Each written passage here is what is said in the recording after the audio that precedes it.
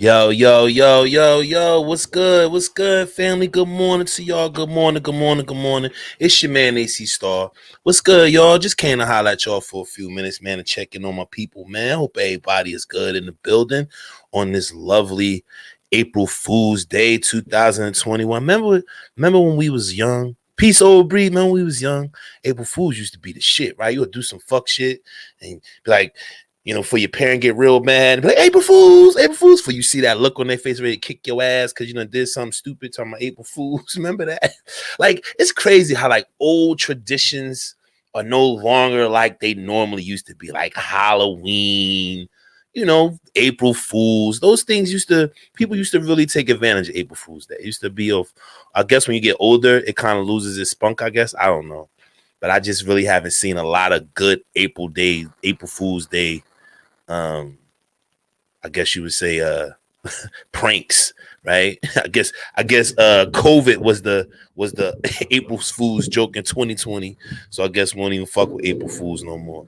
Hey yo, what's good, y'all? How everybody doing today? I see it's still kind of early. I guess everybody's still over there at RBR, Bernard Rally, people all over the place. That's why I gotta kind of find a time that I fit, even though I'm like, what I speak about ain't similar to what other people talk about. But I think I just got to find a good time, right? Like a prime time. So where I ain't like bumping up against some of the major hitters, some of the heavy hitters in the morning time. Even though, I ain't really worried about it because I fucks with them too, on certain things. But I just got to like find my place in this space, like where I fit in at. So what's up, y'all? Everything good? I hope. I'm gonna let everybody come on in. I ain't really gonna be talking about much today, man. I just wanted to comment on something that I went through yesterday. Not so much that I went through, but a thought that I had in my head. Um, like I don't know, I don't know if I talk about this, but like I've never seen the George Floyd video. Like I've never seen, you know, George Floyd video at all. I've never seen how he got arrested, how it took place. I've seen like snippets, not even snippets. Like I watched like a second of it because personally, I can't watch it. I can't watch that. I call it death porn. I can't watch that. Like I can't watch them taking his life. I can't watch, people standing around not doing anything but begging for his life. It's hard for me to keep my composure when I'm watching it. Like when I see incidents of extreme murder and death and racism, whether it's racism, whether it's just in life in general.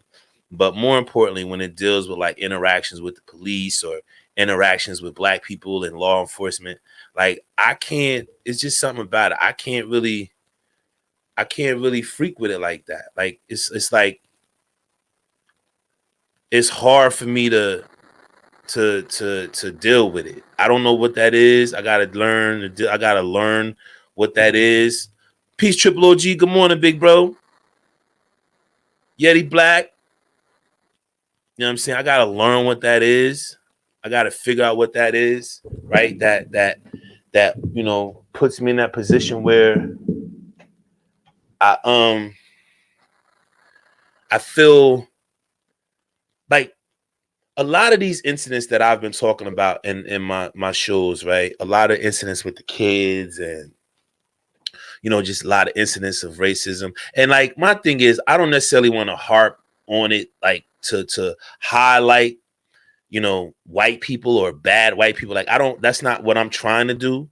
My thing is I'm just trying to highlight what we're up against, right? Like it's nothing's ever changed, right? It's getting worse, it's getting insidious, like it's creeping into places where it don't belong. Salute Larry H. Peace, bro. Thanks for coming through. It's going into places that it don't belong. And this George Floyd case, I don't know, y'all. I've just avoided it from day one. Like I've never seen it. Peace, Miss FedEx. Thanks for coming back, baby. Your seat is clear. Everything is good. I've never seen it, right? in whole, in totality. I've seen the bits and pieces, like I said, but it's just something in me that won't allow me to look at it. I just can't get myself to look at it. And yesterday, everybody kept talking about these three people that testified, these three black people that testified, right? And so I don't know if y'all seen it. I've watched some of it. I've watched, you know, I watched not the trial, but I watched the reaction that some of the jurors had that was on the stand. So it was this older black man that was on the stand yesterday, and this black man had happened to witness what was going on. And he was, when he first got on, what I mean, he was doing good. He was holding his composure, and it just, I don't know. Something happened. Something took place. I don't know, but I'm gonna play it for y'all. And then, it was crazy because I never, it never dawned on me. Like I don't deal with it, so I don't know what's going on with the case. I don't watch it. I don't, what I'm saying? So I don't know what's going on. But this just happened to catch my eye, folks. I'm gonna need y'all to watch this real quick. Let me get that commercial out of the way, and then we're going. How to get super fast Wi-Fi anywhere, anytime in 6 seconds. Let's skip this ad. All right, now check this out, ladies and gentlemen. This is Charles McMillan.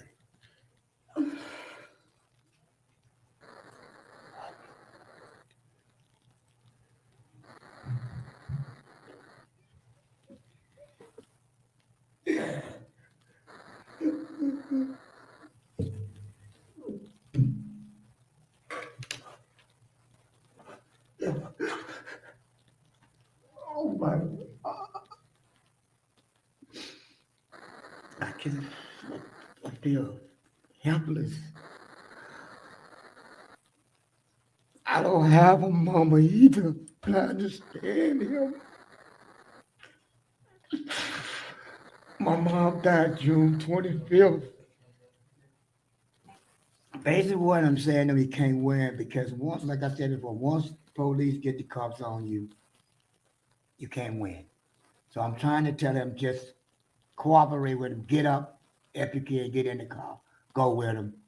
You can win. And did he say I can't to you? Yes, ma'am. Okay.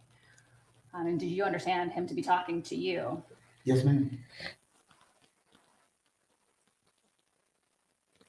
So, folks, basically what happened with that is, peace, what up, y'all?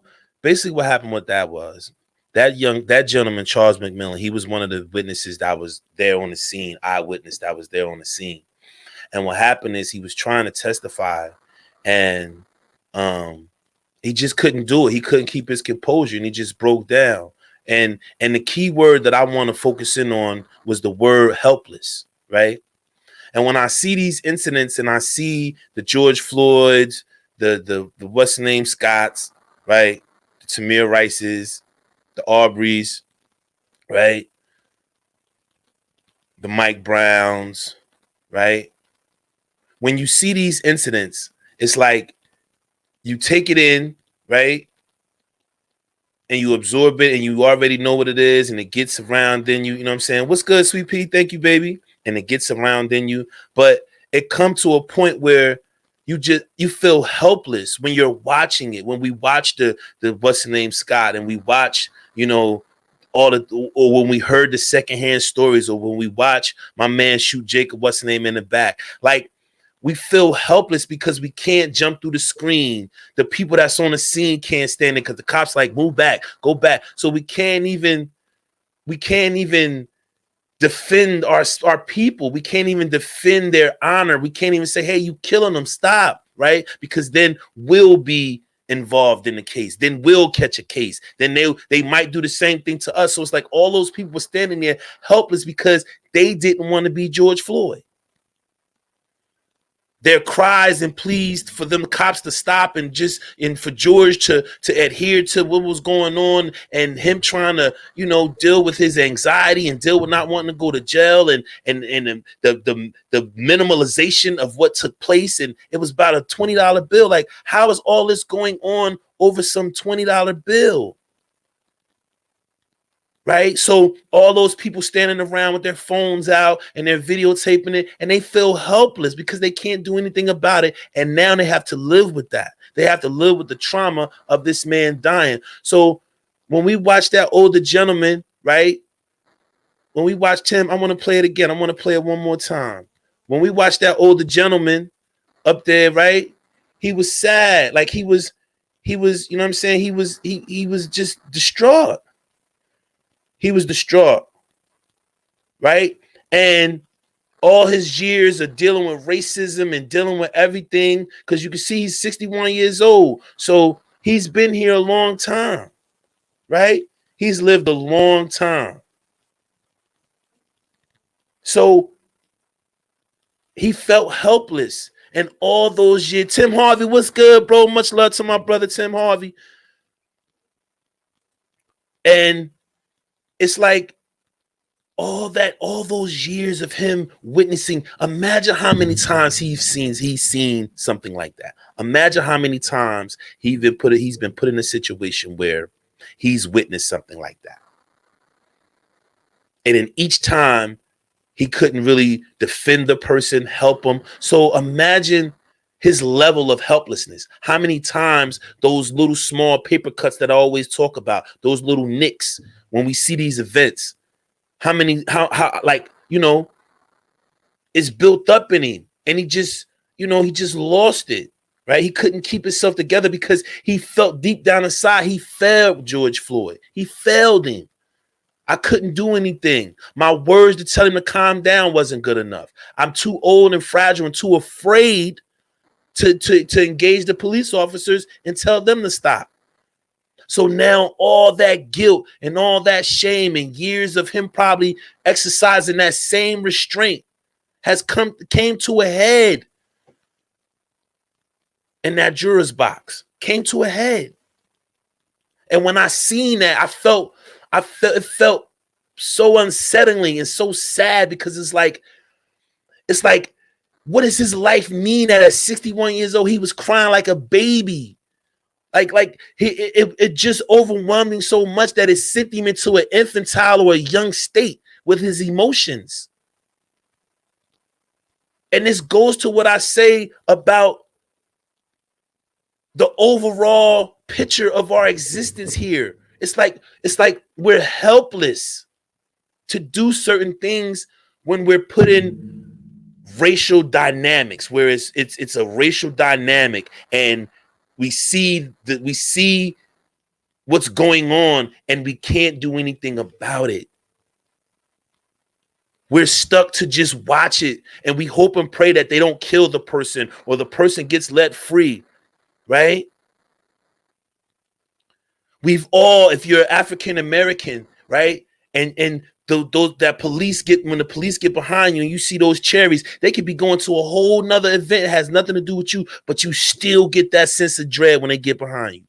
When you look in that rearview mirror, whether your tags, your registration, whether all that shit is in perfect order, you still get that sense of dread that comes over you. And when you get that sense of dread, it releases all kind of chemicals, all kind of adrenaline, dopamine, all kind of things. And those things constantly being dripped into your body, because those chemicals are used for survival. Those chemicals are instinct mechanisms that teach you how to survive, prey, environments. It's just an evolutionary thing, right? So, damn, that's crazy, Triple OG. I can't. If a teacher would have called me that, man, they would have threw me out of the school. I'd still be locked up, probably. So that collectiveness of helplessness that we all feel, that sense of dread that all African Americans feel, even the conservative ones, even the ones who will champion the most right-wing absurd shit you possibly would ever hear. That Senator Tim Scott out of South Carolina, he tells his story about that, where he's been pulled over 8 times. 8 times. Because he's driving a nice car. He's in, like, when you look at him, you don't see no, I don't know what cop seen that man and thought criminal. Right? But the cop more or less didn't want that black man to have more than what he had. Or who does he think he is to have that? And this man champions right-wing nonsense every chance he gets. But I guarantee you, he's stepping away from the Senate this year too, right? Because it's collectively building up. He'll tell you it's some other shit. No, it's because he's tired. He's tired. J.C. Watts, another black conservative. They get tired of carrying that burden. Joe Madison. I think it's Joe Morgan or something out of Philly, black conservative. And I'm saying this to say this, folks. After I seen that yesterday, right? For the first time in my life, I said to myself, is it time to leave America? Like, I really said to myself, is it time for me to really consider leaving America? Like, I really thought about that yesterday. Like, I really said to myself, yo, is it time for me to think about leaving this country? Because the stories that I've done in the last couple weeks, man, with the babies and this George Floyd case and what I went through at physical therapy, it's like, do you want to live your life like always on guard, always having to be on point, always having to accept the unacceptable? Like, is living here, is it that great of a country that I gotta keep doing this? Like, I gotta keep witnessing you just systematically destroy people who look like me? Like, I've really, for the first time in my life, really considered, like, do I want to live here anymore? Do I want to raise my kids up here? Like, my son got into it with a white boy and broke his hand and shit. Like, my son ain't that like that. Like, my son ain't me. My son ain't no fighter. He ain't no gangbang. He ain't about that life. He's a beautiful human being. I remember when my son used to come home from the army and he'd meet me somewhere, and when my workers see my son, they'd light up like Christmas trees because his aura just presented that. Like, he done got into a fight. White boy called him the N-word. He done had to beat the boy up and all this, then broke his hand. Like, I don't want my kids going through that. And I can't think of nowhere else in the US or in the world where we might not go through that. Besides, like, Africa, right? Like, I really, in the first time in my life, because I always tell people, like, I was stationed in Germany. I was stationed in Maastricht, right? And in Bitburg, Germany. So I've been overseas. I was over there for like 3 years. So I've been overseas, and I couldn't wait to get back home. But it's like, now, for the first time in my life, I'm saying to myself, do I really want to live here? Do I want to continue to raise my kids here?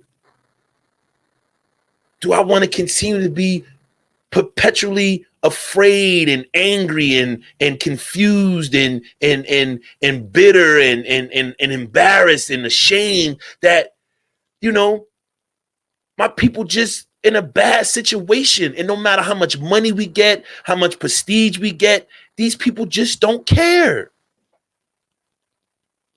Like, it's like we're trying to force ourselves to stay in a house with a bunch of people who don't want us here, even though we helped them build the house. And then watching that 61-year-old man just cry and just lose it. And they had like the clip that I played y'all, right? They spliced it because in between him crying, they took a 10-minute break because he couldn't talk. He was like, oh God, like, I mean, he went through the same thing George Floyd did. He was so fucked up on that. He went to his mama. He started talking about his mama birthday was due.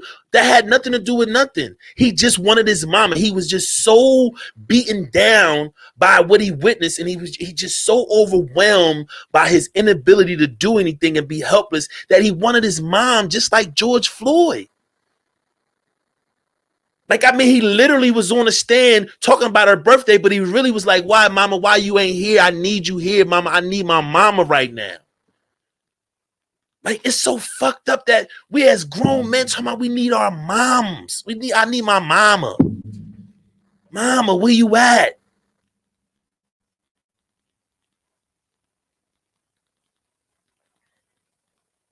I'm looking at all this shit and I'm trying to say to myself, will it get better?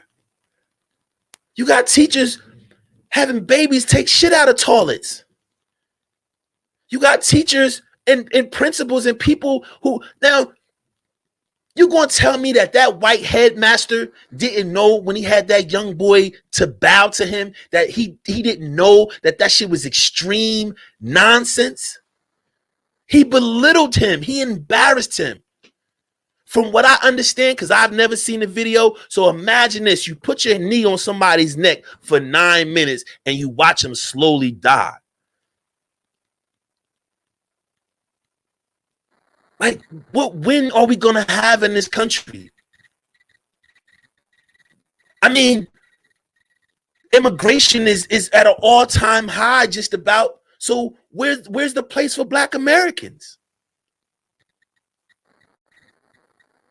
Like, never in my life did I ever think about not living in America.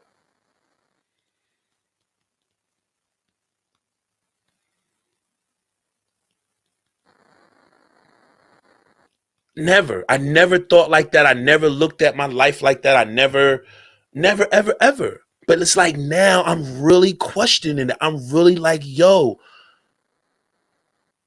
do I want to continue to live in America? Do I want to continue to subject myself and my family and my mind and my spirit to this continuous onslaught? I was just on another YouTube's panel, and there was a young man up there, and the young man is having some issues with women and things of that nature. But what nobody on the panel didn't hear, what I heard when he described his upbringing, right? He lived in a predominantly white community. Right? And he's an overweight guy, right? And they teased him and they picked on him and that shit destroyed him. So now he's a shell of himself, and he's one of those victims of that shit I talk about, y'all, where parents move to suburban areas to give their kids a better life. And when he was talking, I knew he was an American. I knew he was a foreigner. I could hear it, right? I was like, he ain't American. Like, he speaks English, but I was like, he ain't American.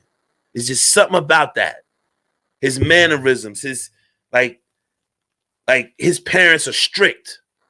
He's been in a strict environment that controlled his movements, and they put him in that environment thinking that they and they broke this young man.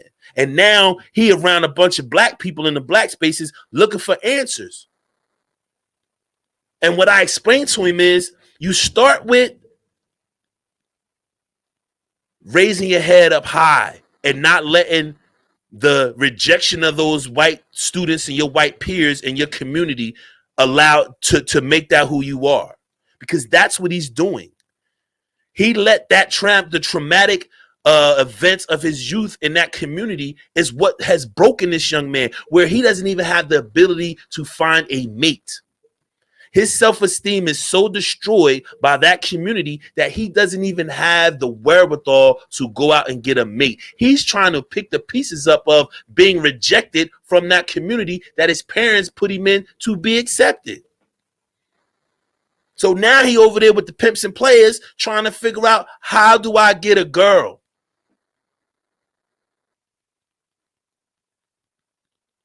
And he can't get a girl because he's stuck in the lack of confidence and the lack of faith in himself, because those people told him he wasn't shit.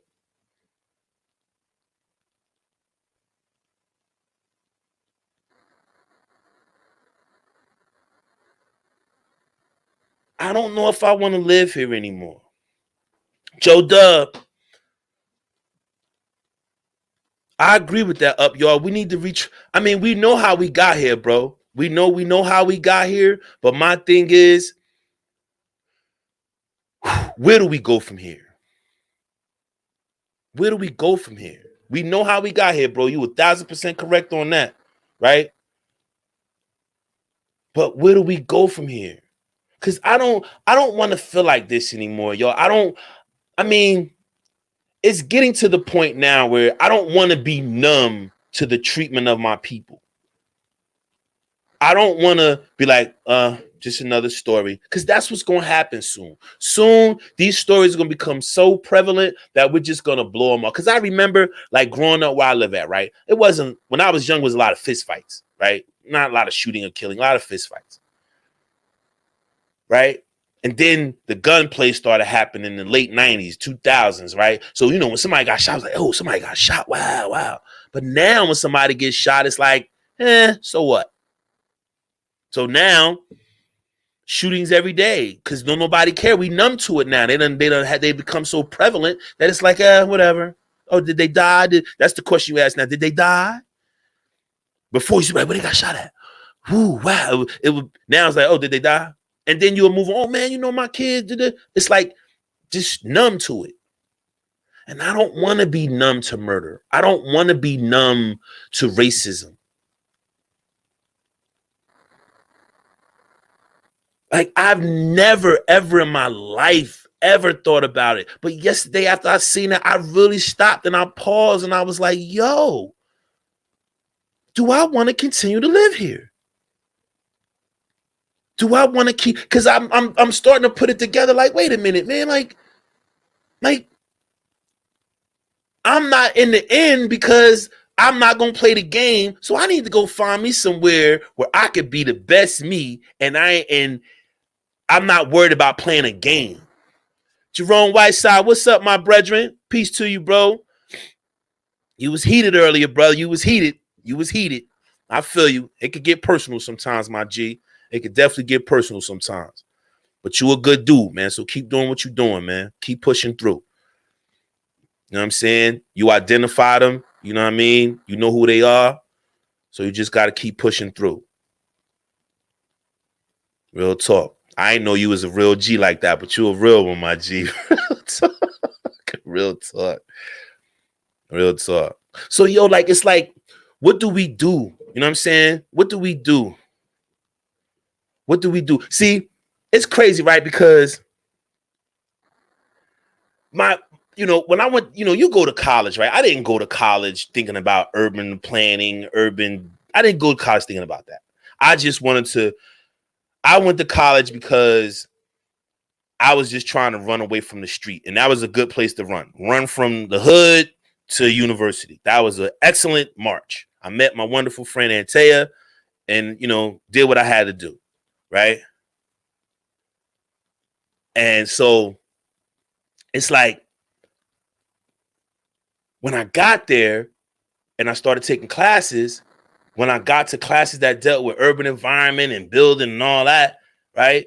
It just would be like, wow, like I would love it. Like, it was like, wow, like I love this shit. It was like a bell went off like, oh, this is it.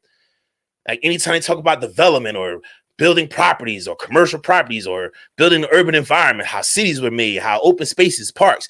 Every time we talk about that shit, I'll be all in. I never miss class. I'm there.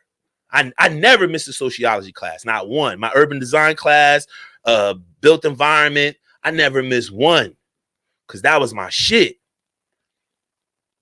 So I'm saying to myself now, is that my love because I'm going to have to figure out how to build something for me somewhere else outside of here?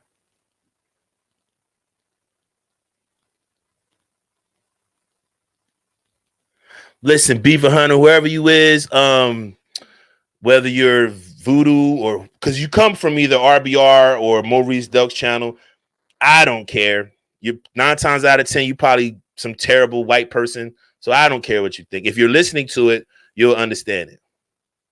Right? Look, I'll give you the link. You can come up if you want. You can come up. You can come up, Voodoo. You can come up if you want.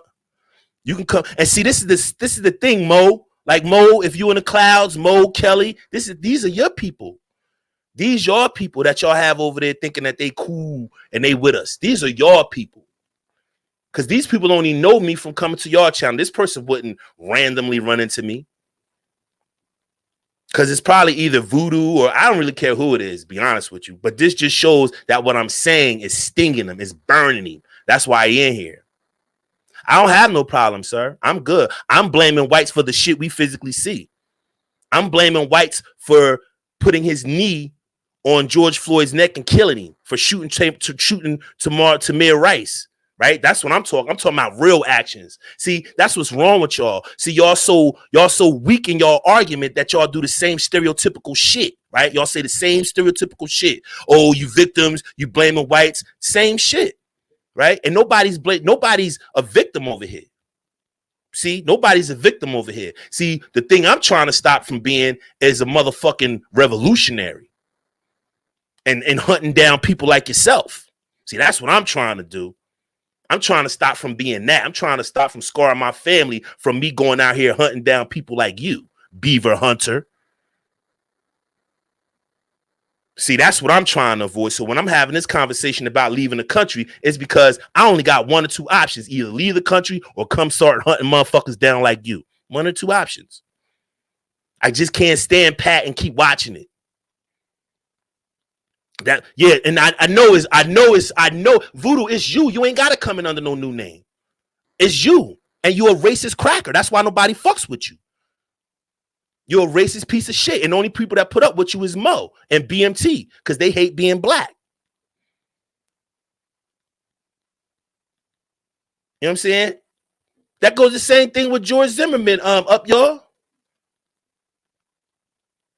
But you more than welcome. I dropped the link. You more than welcome to come up here, bitch ass nigga.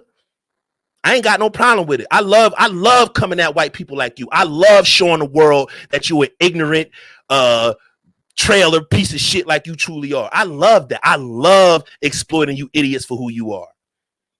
I love it. I love it. It gives me a hard on to show the world how ignorant and how fucking poverty pimping, y'all. I'm not poverty pimping. Fuck word I use. I have a specific phrase that I use. Y'all be slumming. See, I can prove to you that voodoo trash like you be slumming. So you be thinking you be coming in these black spaces because you go into spaces like Platinum where they love you white people. I don't love y'all. I don't love y'all. I don't love y'all. You're weak. You're weak. Unemployed, weak, white guy with nothing. And then you come into a black space telling us how to think. We don't give a fuck what you think, sir. We know you a piece of shit. That shit means nothing to us. Nothing. Like, and if you got a problem with me, I'll give you my address and we can handle this like men. If I'm a bitch ass nigga or if I'm a racist. Like I told you before, we can handle this like men, dog. I don't have no problem with it. None whatsoever. None. None. And see, this is the thing that I'm saying. And see, we be letting the people like Mo and BMT, we let them bring these kind of white people into the space, y'all. And then they never correct them. They never correct them. So they have them going around thinking that you can just go in black spaces and say what you want and then come back over here with the other black people and it's all cool.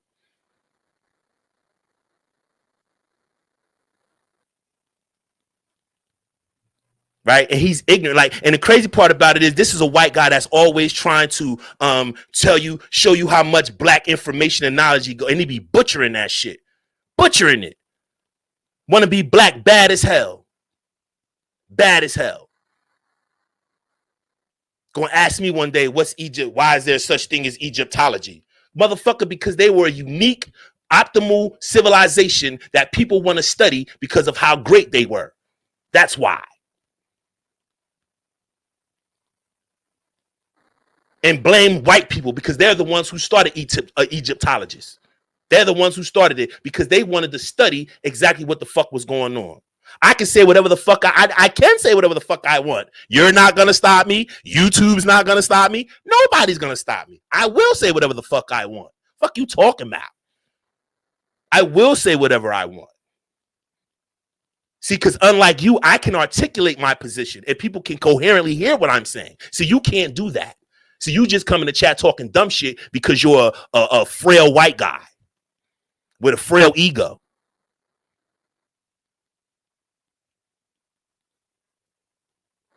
And if I'm such a pussy, you can come see me. You ain't listen, man. This is what I'm gonna say to you. You know you can't fight. You know you ain't nothing but a fat white piece of shit. You know it. You know you can't do nothing. You just a fat white piece of miserable shit that's over here with black people. Think about that. If you don't like what the fuck we saying, you ain't got to be over here. But because you want to be up under us and because you want to convince us to think like your poor ass, you over here. Bro, you over here with a bunch of real black people. This ain't Mo's channel. See, it's real black people over here. See, over there, you can get away with that shit. But see, Dre dragged y'all ass the other day. He showed, AD dragged y'all ass. He showed your cracker ass what it really was. He showed you. See, some of us black people ain't like Mo and BMT. We don't give a fuck about you. We'll tell your trailer trash ass that you a trailer trash piece of shit. We'll tell you that. Go get a job. How about that? Like y'all tell us black people, how about you go get a job? And stop complaining about how you don't get unemployment. The only victim I know in this space is you, because you're the only one that be crying about how you oppressed. This cracker be talking about he oppressed. He oppressed. I'm oppressed. I'm oppressed because I can't. I'm oppressed. What vernacular do you have? I've never heard you speak eloquently. I've never heard you speak coherently. All I've ever heard you do is whine and cry and try to tell people how to think like you.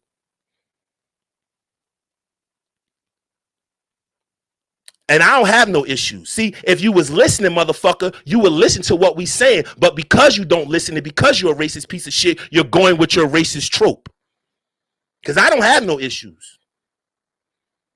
I'm good. My life good. I can show you $10,000 checks, $12,000 checks, whatever you need me to do. I can show you that. See, my life is better than yours, homeboy. For sure. You don't have a job. You don't have no income. Nothing. Your wife do all the fucking bidding for your house.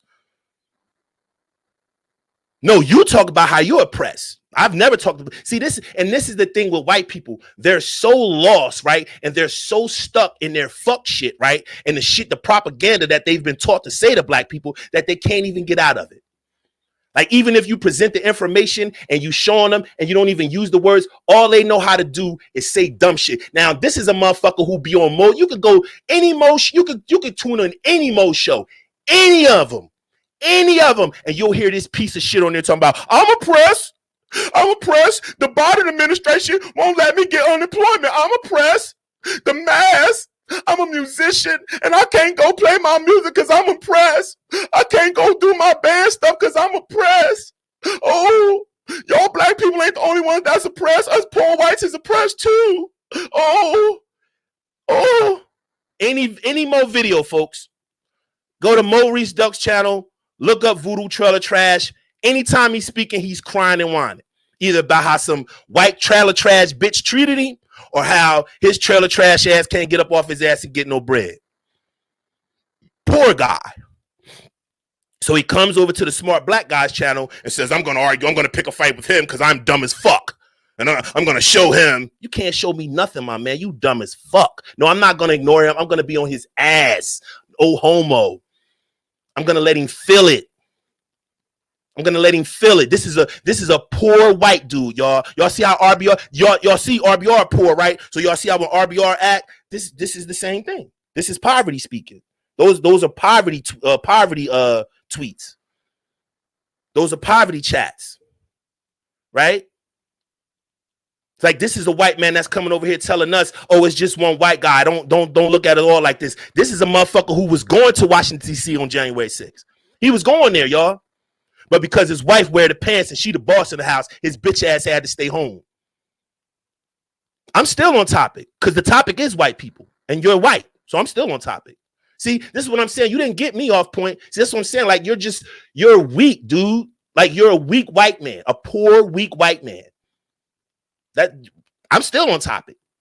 and the best part about it is I'm confronting the bigot. So that's on topic. That's on topic. So you got the right one here, man. I keep telling you that. You have the right one here. Like, dog, I've listened to you. I know what your rhetoric is. And then y'all in the same breath, the nigga try to spit out some fake ass Black history facts and be dead wrong. The nigga is a fucking slum villager, yo. All the nigga do is run to Black spaces and try to be cool. And I told his white ass, everywhere you go and I see you, I'ma be on your heels. I'ma be on your white cracker ass heels. See, because I ain't like those other places. I ain't neutral, nigga. I don't like you. I don't give funky ass white people a pass at all. I'm on topic. You're both. You're a wigger. You're a white nigga. You're both. You're a cracker. How about that? Cracker. That's what you are. You're a cracker. And you over here to get some knowledge. You over here to get some information. That's why you here. Because you over here to hear this intelligent Black man spit that shit. That's why you here. Because you ain't got nothing to add to it. You dumb as fuck. Dumb as fuck. Dumb as fuck. And every time you go into a Black space, I'm going to be on your heels. And I'm going to have every Black person in that space turn on your cracker ass. Guaranteed. Guaranteed. You will feel very uncomfortable around Black people from here on out. I will see to it. So wherever you go and you think you're going to be comfortable in kicking it, I'm going to make sure that you're not comfortable.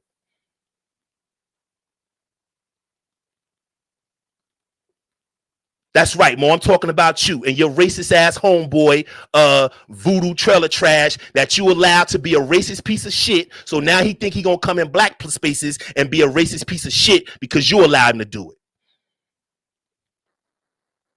Because you allowed him to do it. And instead of you checking this racist piece of shit a long time ago and telling him, take your racist ass somewhere else, you empowered him. So now he think he can come in Black spaces and say what he want to say. But I'm here to tell him, motherfucker, no. You's a cracker. You's a poor cracker with no job, no life, no nothing. No nothing. Your wife is wearing the pants. Your wife is the man of the house. Failed music career, failed life. And you going to come in here talking shit to white people. Enough is enough. Mo let you do it. I ain't letting you do it. Fuck you. You can't beat me. I will beat the brakes off you. The brakes off you. I will tear your white ass to shreds. I'm about that life for real. This ain't no joke. This is real. So what you need to do is go get a job. What you need to go do is pick up a book. What you need to go do is stay the fuck away from Black people who are having a Black conversation and stay your white ass out of it. You ever heard that term? When grown folks is talking, sit your dumb ass down. So go sit your dumb ass down. You don't wish shit. I will beat the brakes off your faggot ass. You miserable piece of shit. That's why you over here. Don't nobody give a fuck about what you talk about, white man. I graduated from NYU. Where you graduate from? What college you graduated from, Beaver Hunter? Oh, that's right. You failed. You dropped out of high school. That's right. That's right, because you live with the poorest, you was the poorest white family in the community. So you always been in poverty. You ain't never came out of poverty. Never. So you always been poor. Yeah. I was a corporal in the Army in 19 months, so I think I needed to read something. Yeah. What you done? What you do in your life? What successes can you put on the table? You a failed musician, a failed husband, a failed father. What can you possibly show the world that you succeeded in? What have you done? What have you succeeded in life to show us? What can you show us? He dropped out of high school. He dropped out. You can tell when he talk. You can tell when he talk.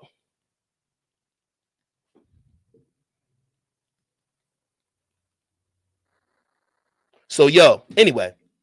So yeah, Renaissance. So the shit happened yesterday, right? So I was thinking, hey, listen, man. Hey, Beaver, listen, I live 27 Summit Street, Trenton, New Jersey. Anytime You think you big and bad? I'll pay for your ticket. I'll pay for your ticket. I won't even put you on Greyhound. I won't even put you in your budget. I'll give you a first class ticket. I know you used to ride in coach. You probably ain't never even been on a plane. But I won't even put you on a Peter Pan or a Greyhound. I'll buy you a plane ticket. I'll literally give you a plane ticket. And you can come see me and see how weak I am. See, because I like to challenge white people like you. That's what I do. You ain't get me off. Everybody like, you on point. No, this is what we do. See, this is why that white man cried on that thing, y'all. This is why he cried on that, because he never did this. He never confronted him. He always let him get away with it. See, this is what I'm saying. Y'all let him, y'all think he dictate. He ain't dictating nothing. And this is what we need to do. We need to challenge him and make sure they know who we are. Like, he need to know he's a white piece of shit. And we need to let Mo know that you created this monster.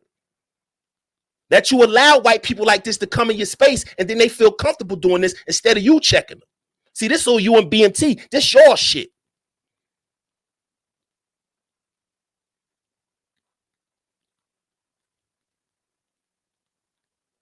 Listen, y'all, I'm real about this. I'm not worried about that white boy or anybody else come here, because if they do, they going to get that work. See, Taya, they don't know, Taya. They think it's a joke, baby. They think I'm Memorex. They don't know that it's real. This is not a tape. White lives don't matter, Mo, and that shit ain't funny. You empowered these pieces of shit, and now we got to deal with them because you ain't want to deal with them.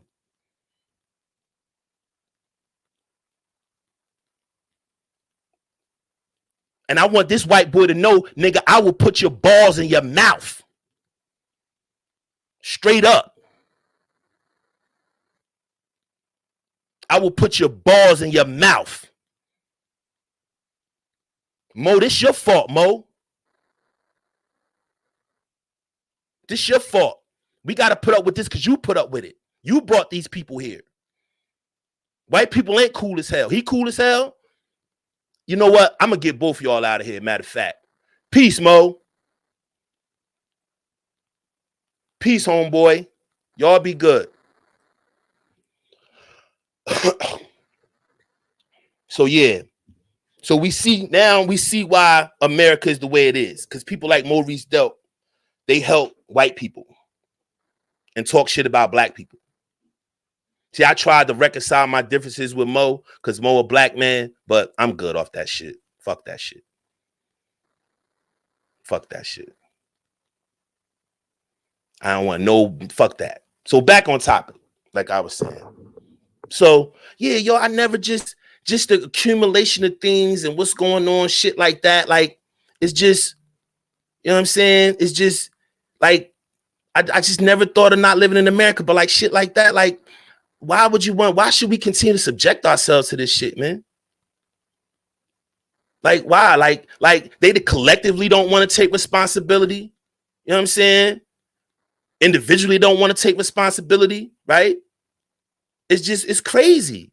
It's crazy. Then they come in your chat room talking about all we hear is black racists and shit. Like, we're not supposed to say anything about what happens to ours. Like, we just supposed to let it happen and be like, oh yeah, this the same motherfucker that was telling us the other day, oh, words don't sticks and stones, words don't hurt, like, because you ain't the one being called nigga.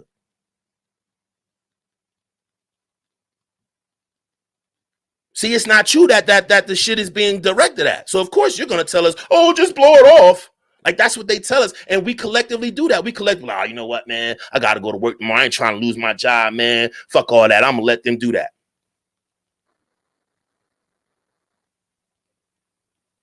Right? And a nigga like Mo empowers white people like that. Cause Mo ain't pro-black, everybody else ain't pro-black. What's good, Jason?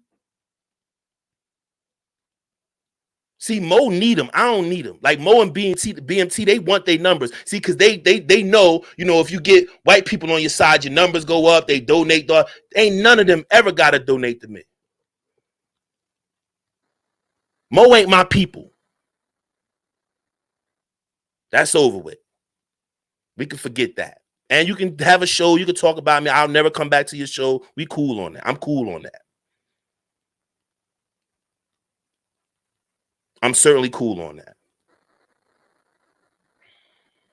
And I'm gonna tell y'all the truth. My numbers was up while I was going at his ass. And now that I stopped, my numbers don't went down. See, because there's people in the clouds that need that, y'all. They need that. They need to see that people are willing to fucking confront these motherfuckers. And not always coming and tell us what to think and how to think and what to do. That's why we're in the predicament that we in. Because they think they can drop out of the clouds and just say anything to us and do anything. And then if we address them, oh, don't waste it. No, you got to address them. Even when they saying that weak shit, you got to let them know you ain't doing nothing. I'm confronting you. I'm supposed to confront you. I'm supposed to tell you you a piece of shit. I'm not supposed to turn a blind eye to it.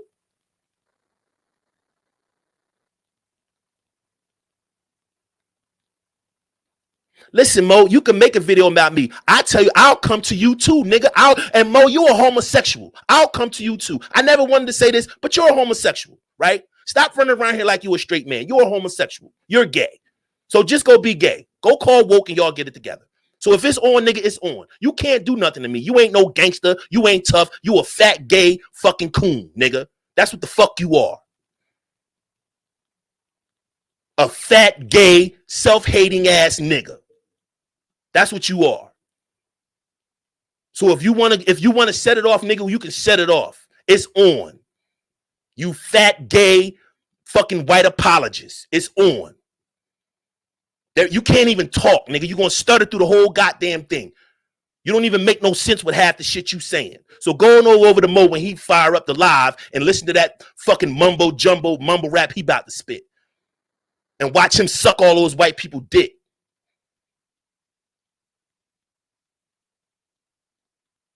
You did this shit. I blame you for bringing that cracker over here and allowing that cracker to do what he do.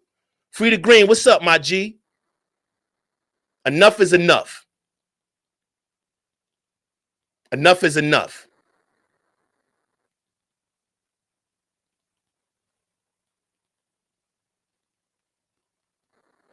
I don't think he gonna get off, Jay. I don't think he gonna get off. And I'm gonna tell you why I don't think he gonna get off. The last couple days has not been good for that defense team. And not only is it their style of questioning, but it's just the what's names that the witnesses that they're putting up there are not making, they're making the prosecution's job easier. Like they're really making the prosecution's job easier. And I don't know if you heard, Jason, one of the jurors, she had a breakdown the other day. They had to stop the trial because she just couldn't compose herself. Like she was like, this ain't right. Like she already ready to find him guilty already. So I don't know. Now we've seen worse. So, you know, it won't be out of the realm of possibility that it's going to happen, right? Without, you know, but I just think the beginning of the trial and the people that the defense is putting up is, whew. Yeah, you know, Jay, that's what they do. When it's things like that, what they try to do is castigate the victim and make, you know, and bring out all the victims' bad shit, you know what I'm saying? Right? Like that's that thing that they do where, you know, when it's a black victim, they try to, you know, bring out all his past and make him look bad in comparison to when it's a white victim where they show the picture of him in high school and they say, hey, you know, he did good and he was a good kid. And if he's 18 or 19, they'll call him a kid. Or if he's like 20 something, they'll call him a kid. But if a young black man was 17, oh, this young black man, you know what I'm saying? So it's like they switch. You know what I mean? They switch dynamics depending on the race of the person that's being, you know, on trial, right? So we've witnessed that, right? Where they're trying to put him on trial and talk about the drugs and get people to, you know, trip up and say he deserved what he deserved. Nobody deserves to get a knee on their neck for 9 minutes and lose their life. Nobody.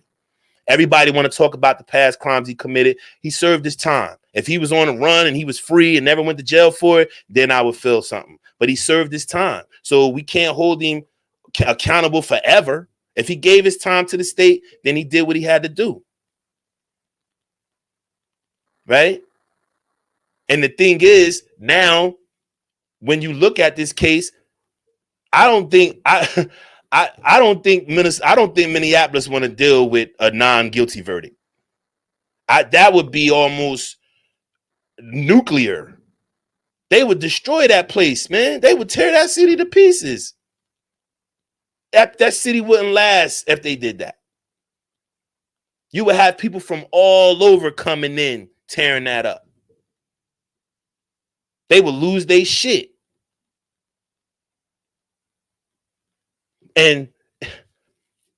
But that Jason, watching the last few days of this case, and like I said, I don't even watch it, y'all. I'm catching snippets. I'm catching if I'm chilling and I hear a news flash, but something about the old black dude just triggered me. Just watching him not be able to compose himself, not be able to be a man. Because when he first got there, y'all, he was a man, right? But when the question started and they played that tape, it was over.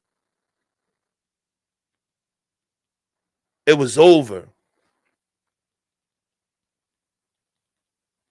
Right, Renaissance International. Right, Jason, he went to jail. But that was weird. That was a weird ass story. Y'all remember that story where the black dude, the Somalian black cop, shot the white lady? That was a weird ass story.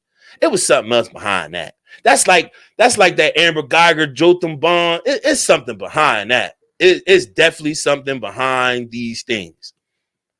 Because that was weird. That was so weird. Like, I know that dude knew that shooting a white woman is probably the worst crime you could ever commit in your life. Penny Sparks, what's up, homie? What's good with you, big homie? Like, I know. Yeah, Triple OG, he was tripping. Like, somebody ain't give him the manual. Like, that nigga came to America without the manual. Like, he ain't know rule number 1. Stay away from the white women, right? Like, not stay away from them, but don't violate one of them, right? Like, don't shoot them. Don't touch them, right? Like, he didn't get the manual. So it was weird. It was weird. And you never got a concrete answer of what actually happened. She pops up in the alley. She wasn't even from there. So she pops up in the alley tweaking. Shit went sideways. He shoot her. Now he in prison. Like, that shit was crazy. That was a weird story. That was a weird story. I don't know. Yo, he was about, but that was a weird story. Yeah, and maybe he just, I don't know. Sometimes they slip up. Maybe his, because them Somalians and Ethiopians, they ain't never really get conquered. You know what I mean? They ain't really, the Europeans ain't really never, you know what I'm saying? So they carry a few things. Yeah. he had a Black Hawk Down flashback. Possibly. Yeah, possibly, right? That's crazy. You know what I'm saying? That's crazy. But that was just a weird ass story. And if that story wasn't, because it wasn't so much open and shut case, right? It wasn't at all. And this is open and shut case. You have 8 minutes. If I was the prosecution, I wouldn't do nothing. I would just play the tape. Every day I come to court, the judge would be like, do you want to present any evidence? I'd be like, videographer, push play. And every day I'll put that image in them goddamn jurors' head. And then I'll have a stopwatch playing, right? And then when it's over, when the video over, I just play a loud ass horn, like, so they could all like wake up, right? That's what I would do. I would just play the tape. Every time I came in, I would push play. Let them witness that 9 minutes every day and see what they come back with. I wouldn't even put no witnesses up there. See, because the Edmund Pettus Bridge, the visuals from the Sunday march, right?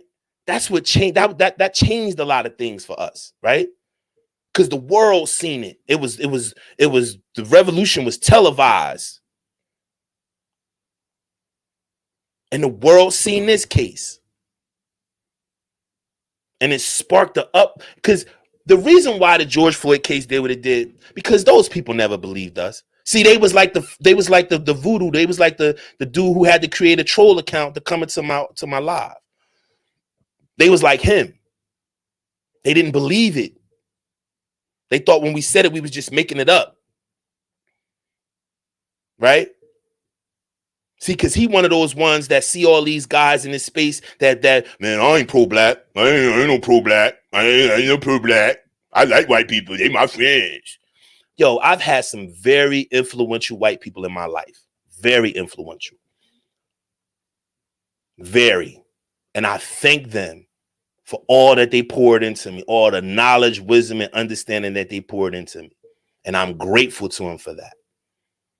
See, I'm not one of those ones that can't articulate what my disgust is. I'm not a generalized type of person.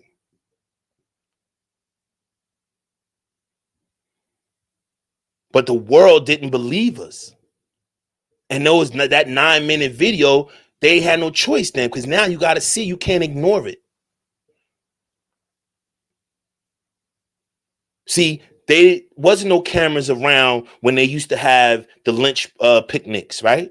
Where they used to put the flyer up and then all the people come to the picnic and watch the black person get lynched. See, we ain't supposed to talk about stuff like this, you know?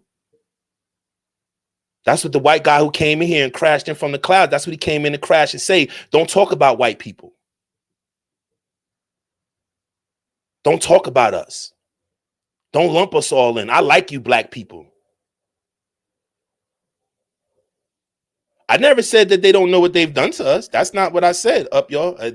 Nothing came out of my mouth saying that they don't know what they've done to us. What I said was they didn't believe us. People outside of America. I'm not talking about people inside. The white people outside of America and non-white people are fellow citizens, our fellow global citizens. When we try to explain to them what racism is like in America, on the square, Jason, on the square, my brother, on the square.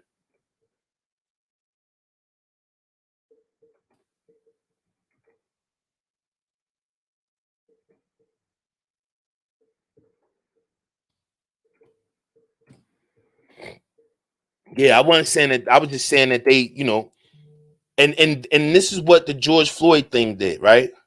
So when I look at all these events that I've read, everything that I've done this in my videos, and I'm saying to myself, damn, do I want to raise my son up in this shit?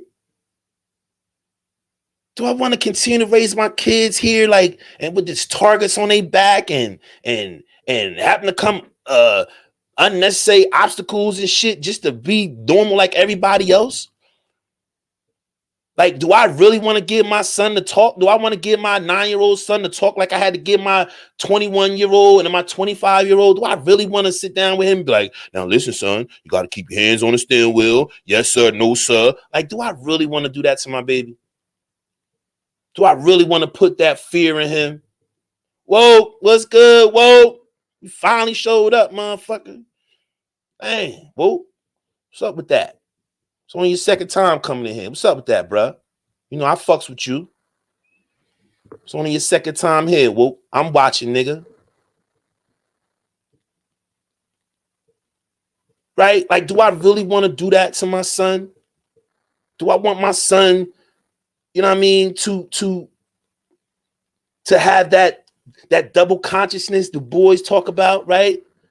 To where we know we American citizens, but we know that we not.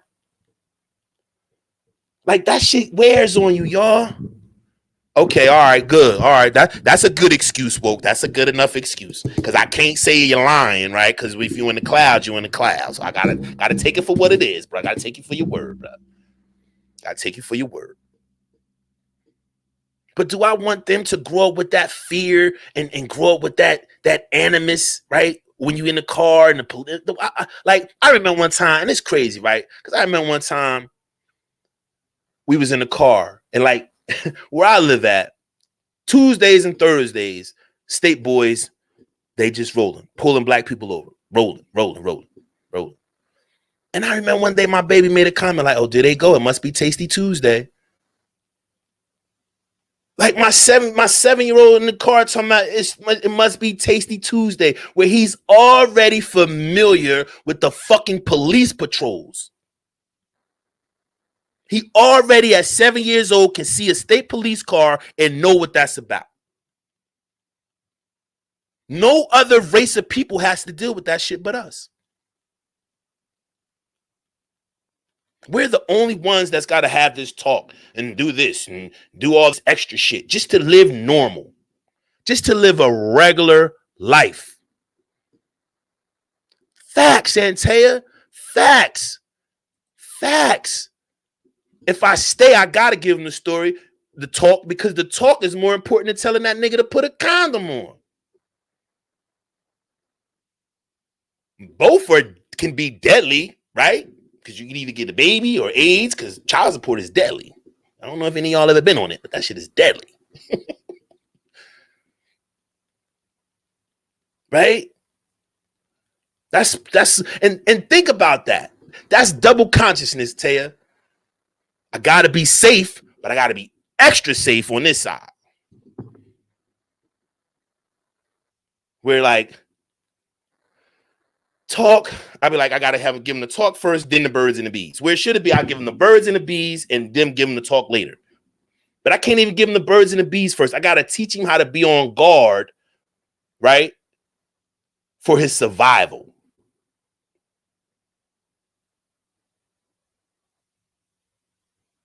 And that's not normal. That process and the chemicals and the shit that go in, the chemical processes that go on in your body when you elicit that much fear and elicit that much doubt and elicit that much just suppressing events and suppressing memories. That shit plays a part on your mental and spiritual health. Your body can only take but so much. Like, when you eat a lot of food and you get full and you feel all uncomfortable and when you overdo it, right?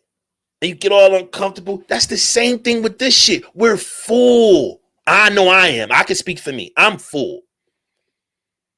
And that's why I don't take in the you know what I'm saying? The whole George Floyd video, because that'll just make me throw up.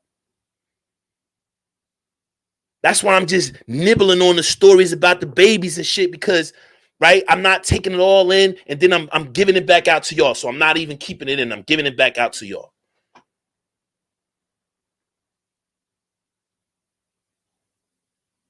Yeah, you can post the link. Yeah, you got a wrench, Penny? Yeah, you got a wrench. Yeah, go ahead, Penny. Go ahead.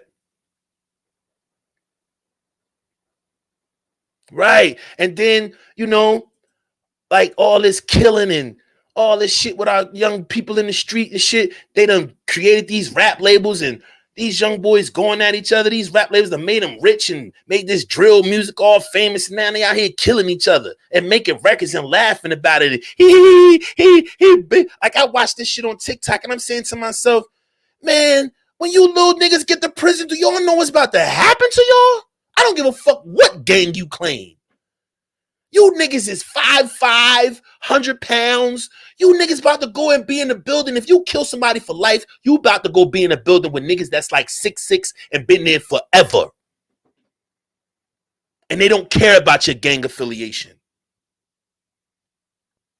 They done took our babies' humanity, done stripped it from them to where they think killing each other is okay. Where they're laughing about it on TikTok. They're laughing about it. Like, yeah, that boy got he was so poor he had to get cremated. Like, what? Like, they're laughing at this. Baller X, what's good, my G? Like, thinking that that's funny, thinking that, like, Like, this is a game of keeps, young men. This ain't, y'all ain't coming back.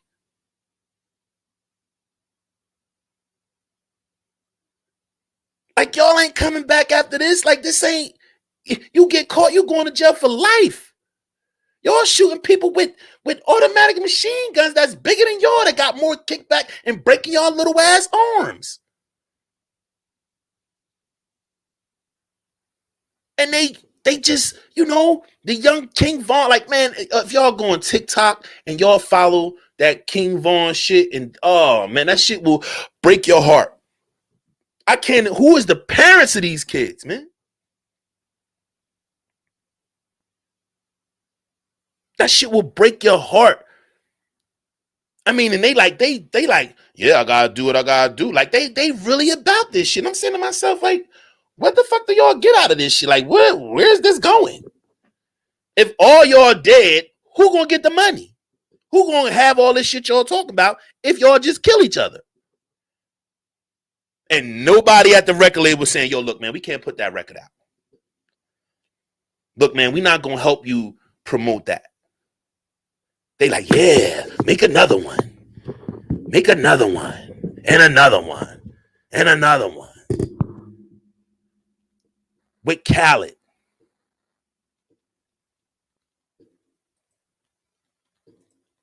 Let me, what I gotta do, Penny? What I gotta do? Yo, y'all should, y'all check the story out about the guy O'Malley, 50 something, 5 O'Malley. Yo, this is crazy, man. These young boys.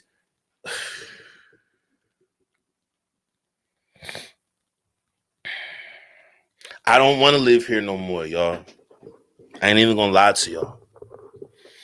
I don't want to live in America no more. My brain can't take it. My stomach can't take it. My heart can't take it. I'm tired of watching all this shit. It's too much. It's just too fucking much. It's too much.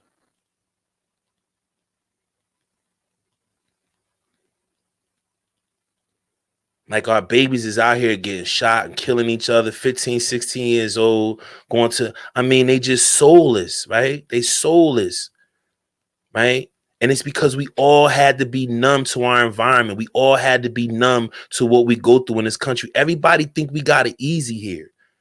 We ain't got it easy here.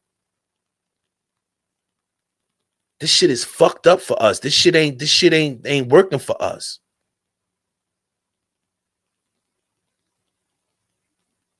Like, this little bit of money we make and these little successes that we're seeing on an individual level, that shit is not shielding us from the overall decay and the overall bombs being dropped on us.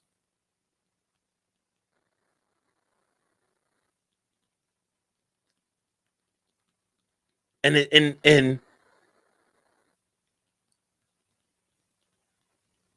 I don't see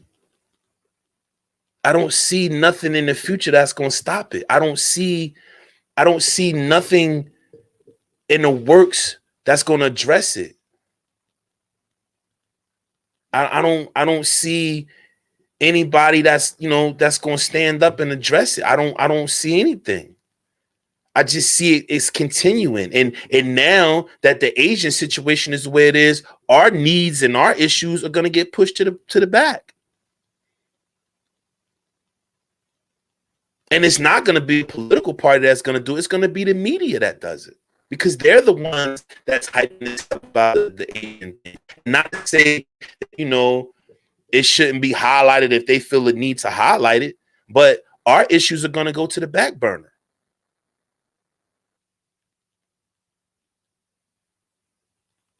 Like, they're covering the George Floyd trial and sensationalizing it because it woke a lot of them up.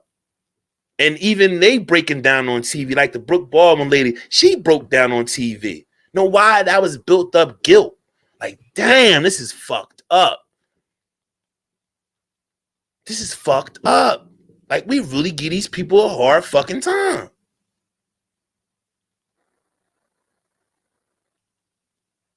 Yo, I don't know, man. I never in my life thought about not living here. I don't know how y'all feel about it. Like, let me know. shoot me some words. Let me know how y'all feel about all this. The trial, everything we're witnessing, you know, whether you guys feel comfortable living here. Like, how do y'all feel? Do y'all feel comfortable living in America?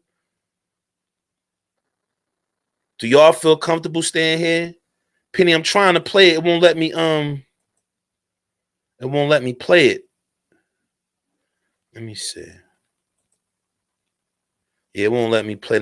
Cause I can't, it won't let me, here, let me try this. I'm in the wrong shit. That's why. Let me try this. Let me try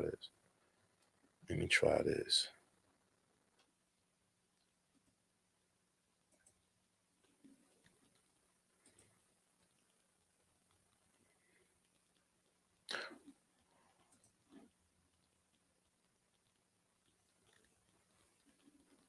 Yeah, I'm gonna check that out. I'm gonna definitely check that out, Penny. I'm gonna definitely check that out.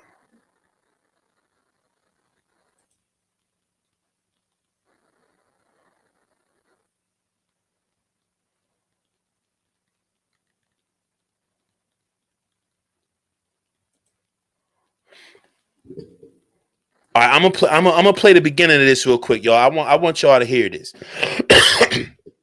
I want y'all to hear this. I want y'all to hear this. Y'all gotta hear this. I'm gonna just play a few minutes of it.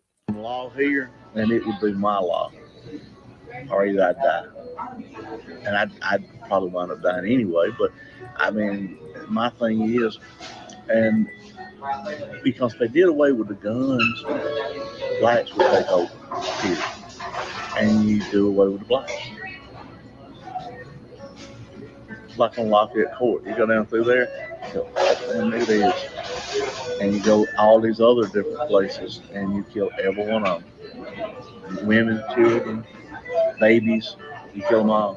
Go to the hospital, kill them all. And like I said, but you do away with the problem.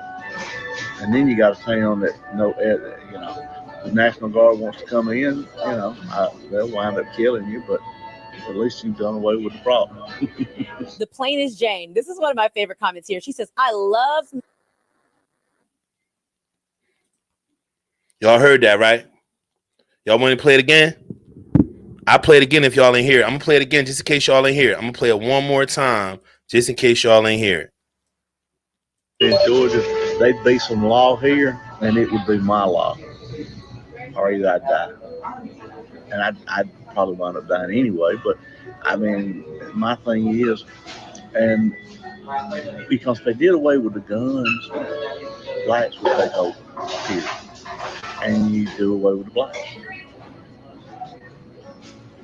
It's like on Lafayette Court. You go down through there, and it is. And you go all these other different places, and you kill every one of them. Women, children, babies, you kill them all. Go to the hospital, kill them all. And like I said, but you do away with the problem. And then you got a town that the National Guard wants to come in, they'll wind up killing you, but at least you've done away with the problem. The plainest Jane. This is one of my favorite comments here. She says, I love me some black. Did y'all hear that? Can I get a 1 if y'all heard what that man said? Can I get a 1 in the chat if y'all heard what that man said? Whew. Did y'all hear what he said? I hope y'all heard what he said. I hope y'all heard exactly what that man said on there. I hope y'all heard it. I hope y'all heard his sentiments towards the black community. I hope y'all heard what he said.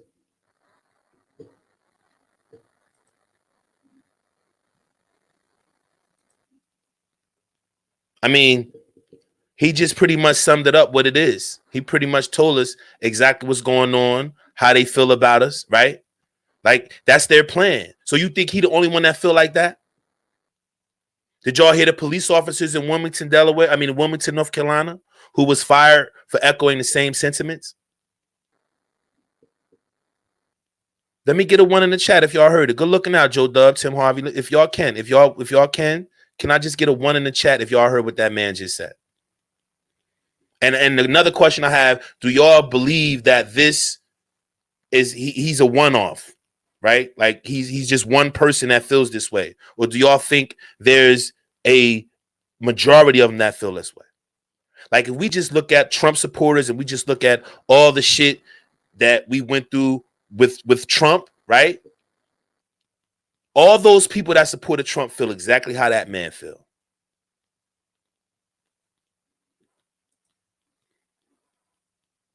This video is 3 weeks ago. March 10th. 3 weeks ago. That's how recent it is. Right? Like, do we think that he's the only person that feel like that? Like I'm telling you, and I say this all the time, they're raring up to come get us. That's what they want, ladies and gentlemen. That's what they want. Like this ain't no, this ain't no joke. This ain't no, I'm just making this up. You think I want to talk like this? But what I'm ignore the obvious, what I'm ignore my reality on the ground?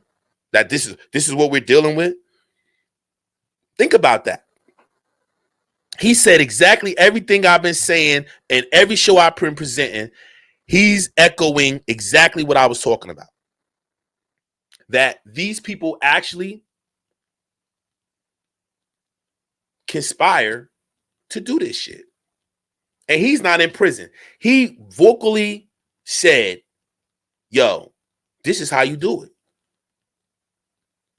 You go to the hospitals, you go to their communities, and then when the National Guard come in, right, you're going to die, but you got rid of the problem. That's how they look at us. That's how they look at us. Salute, Auntie. What's good, broski? What's good with you?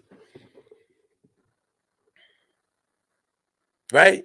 And he just vocalized it. And see, thank God for technology, because without technology, we would not know to what extent all this is. Because for the most part, we think it's individuals. We think it's in little hamlets. We think it's just the couple co-workers or the particular towns that we may be familiar with. No, it's a lot of them.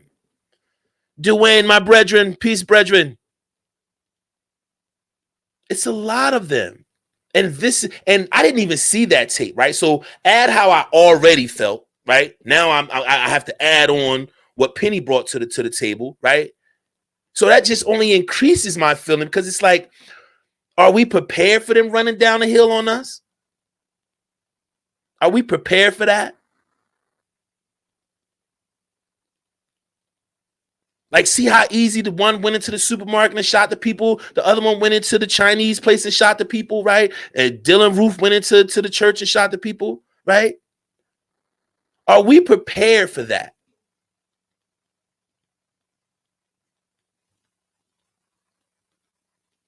Are we prepared for them coming down the hill on us like that? No, we're not. Because the majority of us don't even think it's real. We be over there hanging out with them, talking about they cool, and I want to drink a beer with them, and I want to hang with them, and I want to vote for Trump.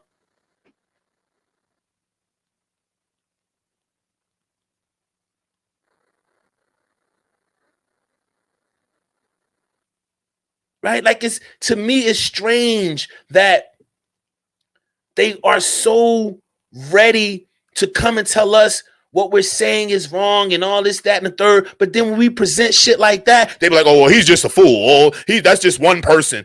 Dog, multiply that exponentially and you'll find there's thousands of millions of motherfuckers that feel like him. This ain't just no one person shit. Derek Chauvin was with 3 other police officers. They're all being charged.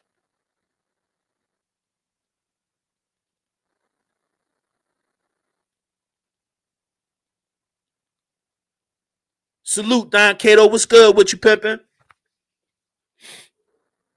Exactly. See, and you know what I like? I like that I'm prepared double time, because the Army damn sure prepared me, and the streets double wubble prepared me. But I don't want that. Like, I don't want to be in an all-out battle with my fam, with you know what I'm saying, all out war.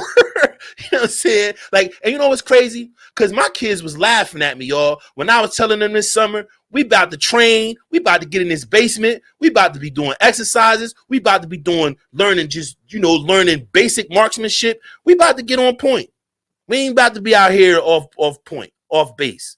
Daddy ain't off base, so my family ain't gonna be off base because I need us to protect each other.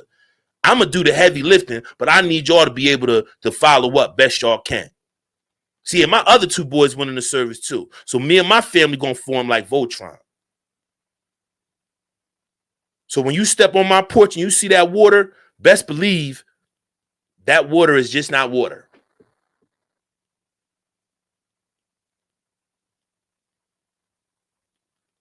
Like, because we have to get prepared. Whether we get prepared physically, mentally, or spiritually, there has to be a preparedness. We have to get prepared. There's time for preparation, and the time has come now. But for me, the question is, do I stay here?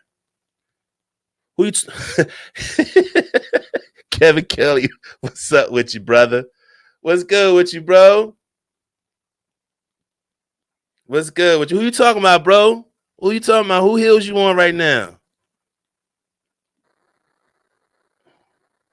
Who you talking about, bro? Who heels you on right now, big bro? Big bro coming swinging. Yeah, folks. So I don't know, man. Your man, peace, bro. Your man just, I don't know, man. It's I've never in my life thought about leaving this country.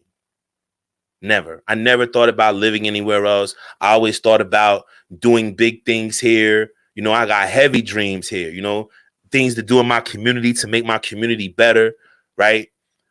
And it's like now I'm questioning. I'm just like saying to myself, do I want to stay here? Do I want to live here anymore? Do I want to be a part of this country anymore? What do I want to call this country my home? I mean, do you know, like, the greatest and brightest of us, the W.E. Du Bois, the Marcus Garveys, none of them stayed here.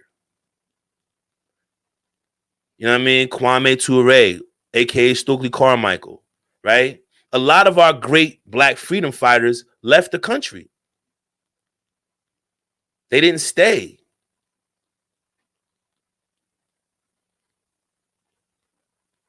Right? And I'm trying to say to myself, like,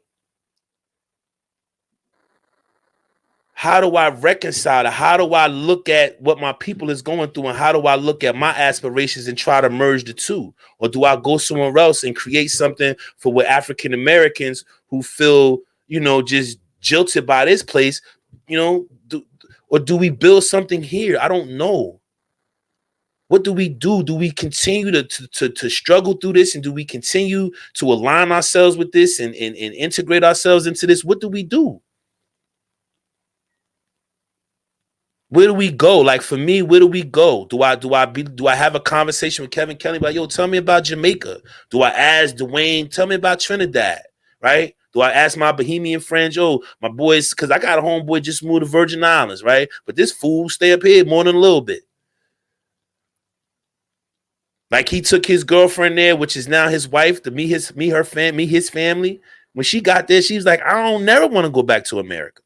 She's like, I don't never. And she ain't came back. He come back more than she do, and she from here. He from there.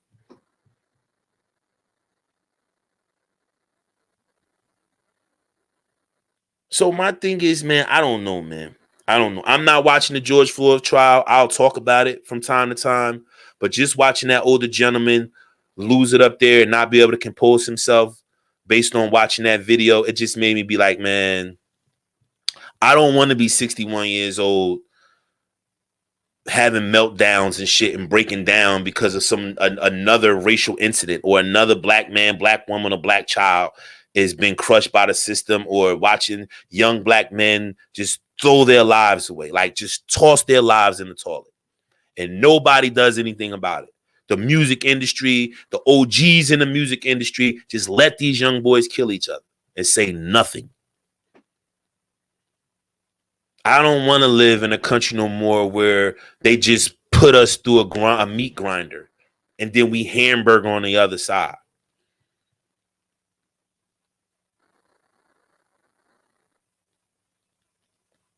I don't want to think just because I might have a nice house and a thing and all this and that. I don't want that.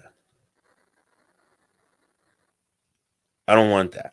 So how do y'all feel? Let me know, y'all. Y'all good with the country? I mean, you know, if not, it is what it is. But I'm not. I'm not. Yo, man, could y'all get the likes up for me, man, so everybody know we in the building? I know I got my two haters, Mo and the other dude, but I don't give a fuck. And Mo, you was my man, but that's your work, dog. I'm sorry. That dude is your work. That's all you. That's all you. That's all you. And I can't deal with that. I can't deal with people who allow people like that to exist and come around and act like they cool. I can't deal with that no more. So yo, I just can't deal with that no more. So yo, man, look, man, that's my spill for today, man. That's my spit. You know what I'm saying? I ain't really have much to say but that. We kind of got off track, but I'm glad I addressed the hater in the building. I like to address the haters. You know what I'm saying? I don't never really like to let the haters, you know what I'm saying, do what they got to do. Oh, so you going to send Devin and Toya? You sending them? Oh, Lord. Yeah, Kevin Kelly, what you think about that, man? Yeah, that's what I'm saying, man. Because, see, I you know, yeah, man, because I'm good off this spot, man. Like, I've been here long enough, man. I've been here. I don't watch to kill my father, my brother, my friends. I don't watch my uncles and shit die, heart attacks, drugs, all that shit. I'm tired. I'm tired of watching. I'm just tired of watching people that look like me suffer the most. I'm tired of that shit. That shit is becoming a nightmare. And you can't drink or smoke your way out of it. You can't numb yourself to the reality of it. It's just becoming, it's becoming like breathing now. It's becoming like breathing. And we have to convince people that that's what we're going through. Like we have to like, it's like we're always in a courtroom when we're trying to tell people like, yo, that was some racist shit. Like, well, prove it. You know, prove it. Right? We got to be like Perry Mason on the spot. We got to break down everything we go through. Like, well, he did that and this, that, and the third. And voila, we got racist. You know what I'm saying? Like, that shit is unnecessary. Like, if I tell you that something you did made me feel uncomfortable, bam. Right? You don't got to, you know, I'm not prosecuting you for it. I'm just saying that ain't cool. Welcome back, FedEx. Welcome back. Yes, that's exactly what it is. Up, y'all. Attain dual citizenship, smart pick, saves come. Yeah. I'm shooting for 3 places. I'm not gonna say those 3 places, but it's 3 places that's on my mind. Because I'm gonna tell you something. It's a lot of black people that feel like me. That's like, you know what? I'm done with this shit.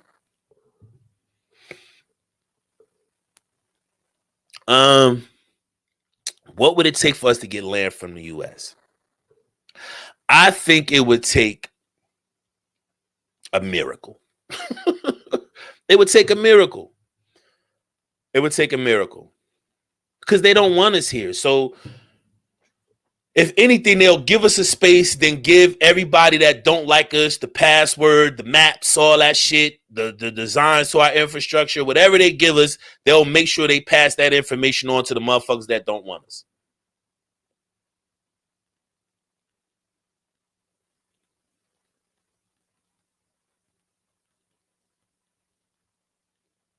Right? So it'll take a miracle.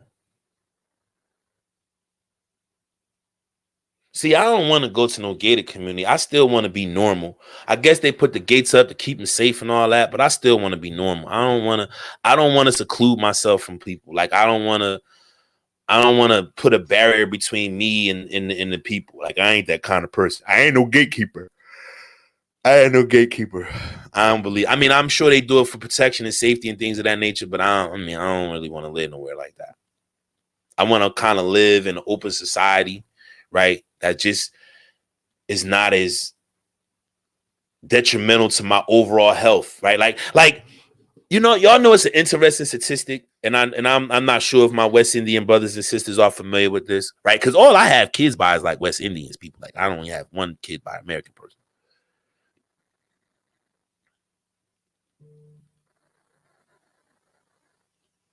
Yeah, they don't, Kevin Kelly, at all.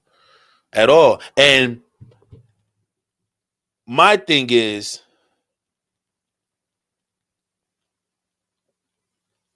what do I say to my kids? Like, yo, we can't stay here. We gotta go. Like, what's that conversation gonna be like? You know what I'm saying? What's that? How that's gonna go? You know what I'm saying? Like, you'll pack your shit, we out. You know what I'm saying? Just come back with a bunch of passports and shit, throwing them at everybody. All right, here go yours, here go yours, here go yours. Let's go. Where we going, Daddy? I tell you when we get there. We on an 8-hour plane ride. Are we there yet? Are we there yet? No, not yet. Sit your ass down, right?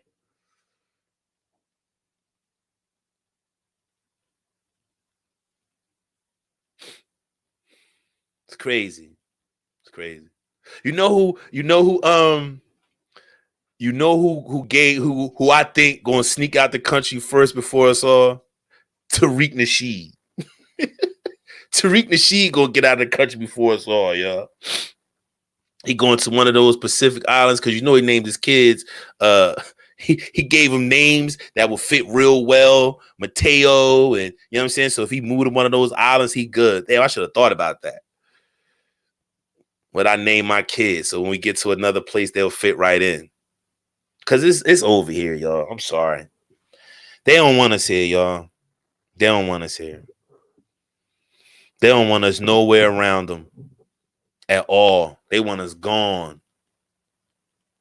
They want us gone. And I don't even get it. Like, it's not like we bother them. It's not like black people being white people's way. We all where we at. Like, black people ain't all open like that. Like, we ain't running to go hang out with people and go kick it. That ain't, you know what I mean? We ain't on mass, right? Like, some of us is, but on mass for the most part, nah. We ain't in their way. We ain't in their way. It's just we can't live in peace. It's like if we're independent and we do what we want to do, it's almost like, yo, who told you can do that? Who told you could be a doctor, lawyer? Who told you can go be all these things? It's like we got to get approval from them. And then the ones who don't want to be in competition with us and the ones who are threatened by us, like that store owner and the trailer trash that came in here, see, they come and do that fuck shit. And they be like, you weak and all this and that. You ain't say that shit to me when I was on. You was trying to be my friend last time I was on Mo's podcast. Now you come over here on your fuck shit. But see, he would never go to no other black channel and talk that shit. He would never go and do that shit somewhere else because them niggas don't talk pro-black. Them niggas let you come on there and they be clowning your white ass, but you be thinking they're your friend when they really clowning your dumb ass.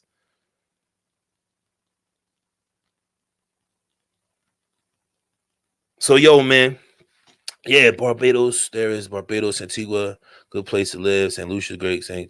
Trinidad is cool, but crime is keeping. Yeah, I had a neighbor, my neighbor, Boise. He lived on top of me. He was a cab driver he worked in Princeton at the Princeton train station. So he built his house, like he was using his money while he was staying here, and he built this house in Trinidad. One day that motherfucker came downstairs. He said, hey, I need you to look at my apartment upstairs and make sure nobody break. And I said, where the fuck you going? He said, I'm going home and I'm never coming back. I said, damn. Damn. And he ain't never been back. His apartment abandoned in a motherfucker. And this was about 4 years ago. Somebody that moved to my old apartment in the whole nine still ain't moved in this shit.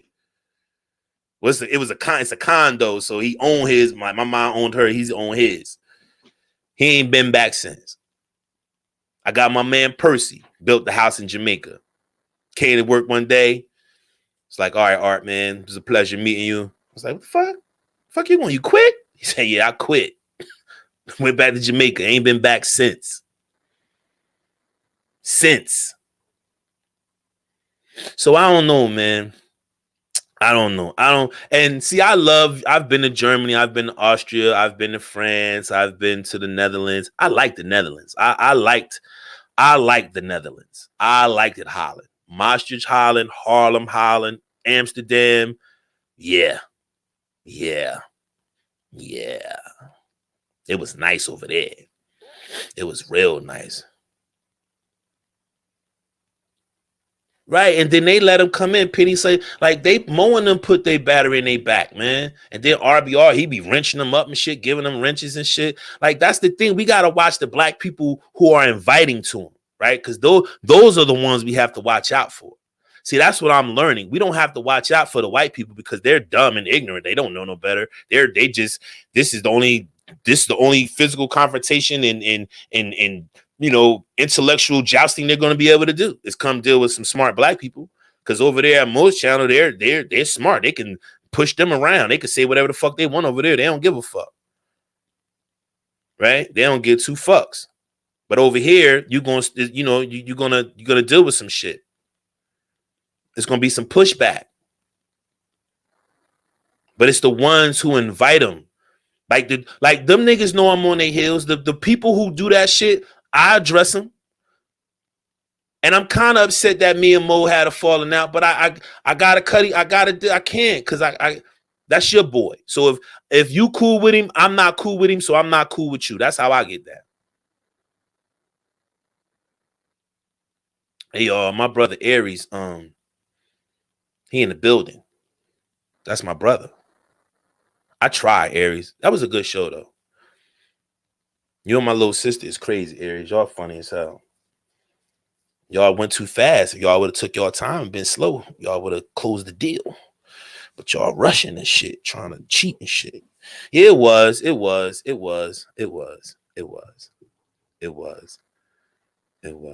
don't think you need a psychiatrist. I just think that Mo thing is this might be the only way I'm not going back to the hood. Like join the Trump side is like his last ditch effort not to go backwards. And T man, thanks for the Cash App, bro. Tim Harvey, thanks for the Cash App the other day, bro. I love y'all G's, man. Appreciate that, Aunt T. Appreciate that. He said her wigs is a turn on. Yeah, Kevin Kelly. We be dealing with an Australian racist on. Hey, Kevin Kelly, let me tell you about what the Australian racist said on Mo's channel one day. This motherfucker said that the Aborigines in Australia is committing crime because of black people in America. That's what he said. Him and Psycho was talking, and he told Psychopathia that the Aborigines in Australia cut up and commit crimes because of the African Americans in America. That's what he said. Make that make sense. Y'all know how far Australia is from America? I mean, you know how far that is? That's far as hell. Kevin Kelly, appreciate appreciate the Cash App, bro. Appreciate that, my G. Real talk. That's all love, bro. Think about that. Like, and then he was another one. Oh, when you dig down deep, he telling black people, pick you up by the bootstraps. You ain't oppressed. There's nothing wrong with you. You're making it all up. Da-da-da-da-da. Da-da-da-da-da. And then this motherfucker had the nerve to be like, I'm oppressed. Really, mate? I'm oppressed, mate. The fucking Australian government, right? I fought for the army, for the military, and I hurt myself, mate. And they won't give me any disability. And I've lost the ability to use my arm, so I only have one arm. I'm oppressed, mate. What the fuck? Fuck are you talking about? Like, the shit is so worldwide, right? That this motherfucker felt emboldened to tell us that black people here is the cause of problems there. But we can't talk about white people here. But this Australian can tell me that hip hop and black people in America is the reason for his crime. But if I talk about the shit that white people do in America, I'm wrong. How that work? See, we can't never talk about what they can do, but they can come over here and call us black racists, this and that, because we can't talk about white racists. But they can call us black racists. There's no such thing as a black racist. We hold no power to destroy no one's life collectively. Like, these people lack critical thinking skills. They just say anything to make themselves feel better about their racism. And then we have the moles of the world who give him cover. And when he did that shit, his mans went off on him. His mans let that dude have it the other day. I wanted to clap for that dude. He was like, because you think you can just say what you want to say. The same thing I just did to him. The same thing I just did to him, the other dude did to him. See, because he think he can get away with it. Peace to the God. Knowledge is the degree, God. Knowledge is the degree, God. Knowledge is the degree, God. Peace to the God. Peace to the God. I'm humbled by your presence right now, Almighty. Real talk.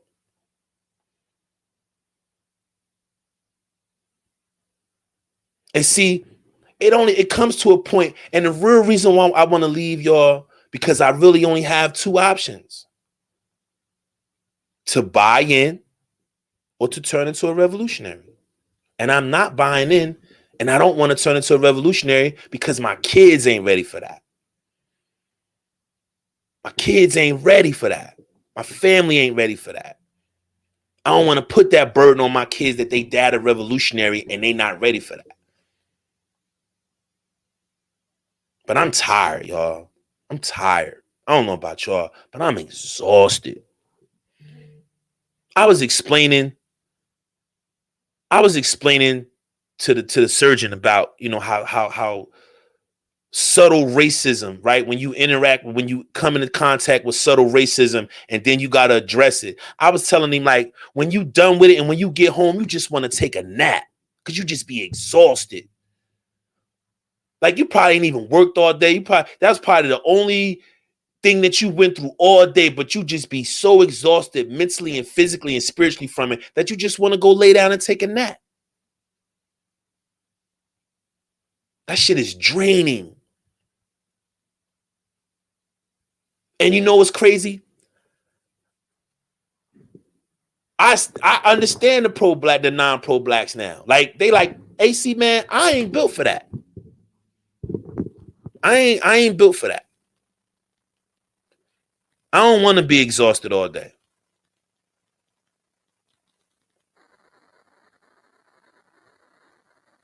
But you can't hide from it. You can't run from it. It's here. Like, you can ignore it at your own peril, right? Because now I'm starting to see these same guys that bemoaned me for being pro-black pre-Trump, pre-election. Now, man, the black community, man, we got to do something. Now I hear this kumbaya shit. Like, wait a minute. If Trump would have won, y'all still would have been on y'all bullshit. But since he lost, right? And now y'all don't have no allies. And now you just black again with no political party to belong to, no protection. Now you want to be semi-black. Now you want to kind of, start taking little steps into the conversation about the community and how we fix it. And young people, when before the election, you motherfuckers was like, man, fuck them. When Trump get in, he got something for all y'all. He got something for you black bitches. He got something for you Pookies and Ray Rays that don't want to get y'all shit together. He got something for all y'all. Because, see, it's a lot of black people that want us in check, too. It's a lot of black people that want the blacks that don't behave. They want us to behave so that the other people don't come down on them.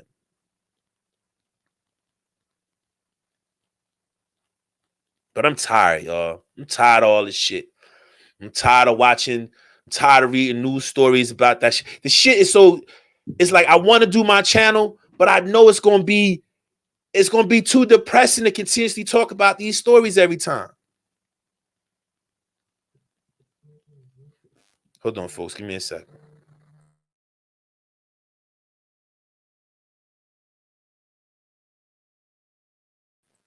Right? And a lot of people are waking up to the reality that it's just not a small fringe. It's the majority of them. It's the majority of them. I don't know about y'all, but I'm gonna really start looking into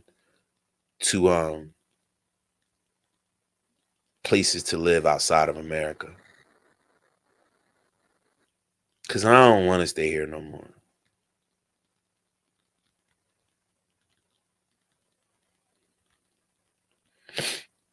I'm good. They got babies taking shit out of toilets, drinking piss, bowing to white people. It's just too much. It's just too much. It's just too much. And we the only motherfuckers that gotta go through this shit.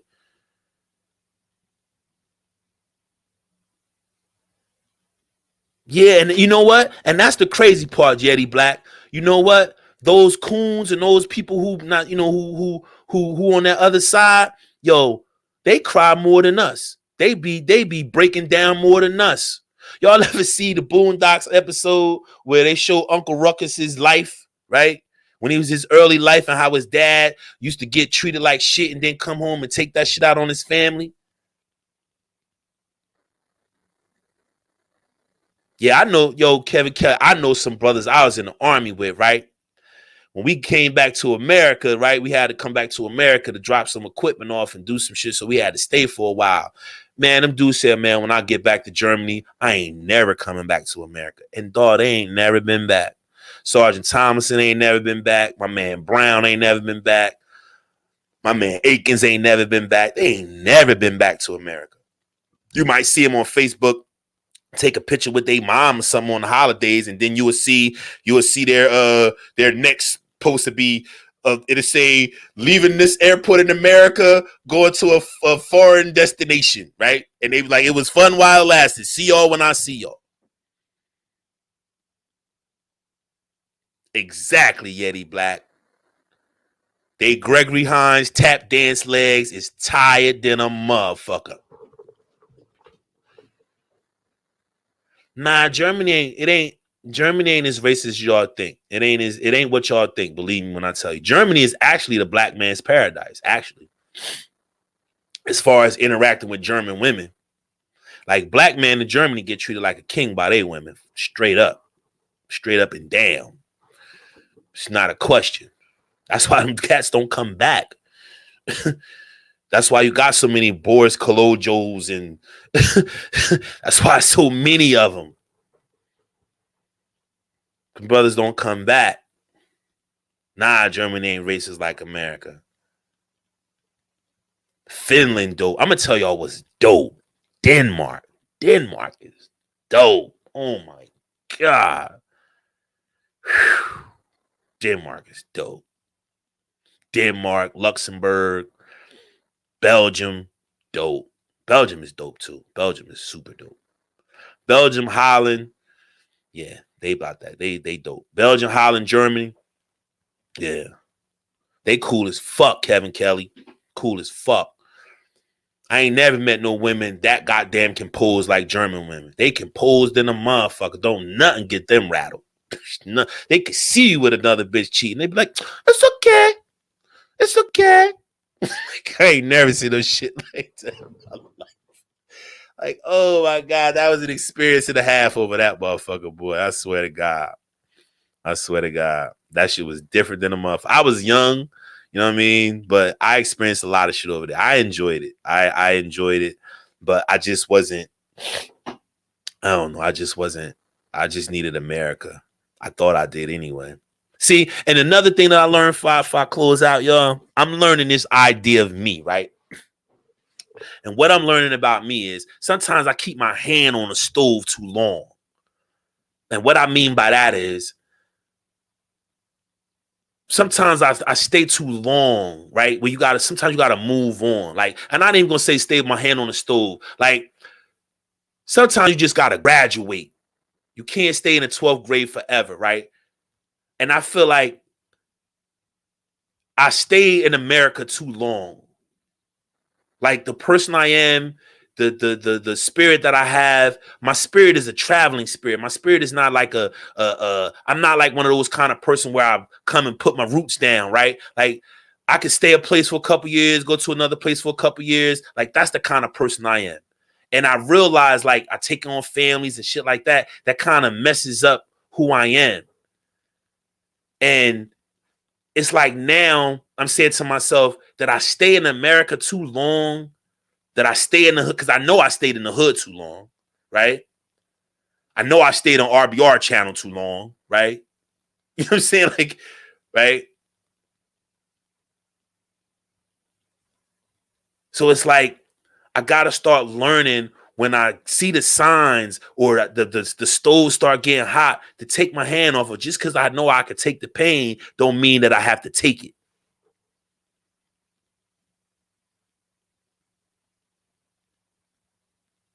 Not everybody, you'd be surprised up, y'all.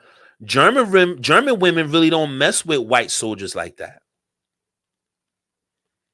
You don't see a lot of white men marrying German women. You don't see that. You don't see a lot of brother white dudes in the service marrying German women. Buster Free, oh man, my man Buster Free came through. That's what's up, Buster Free. Damn, that's all love. That's all love, Buster Free. Thanks for coming through, my G. Real talk. That's all love, man. That's all right. Nah, I ain't going to Haiti, bro. That's where my wife from. I ain't going there. Don't think you. She don't even want to go there, let alone me. She don't even want to go back to that motherfucker.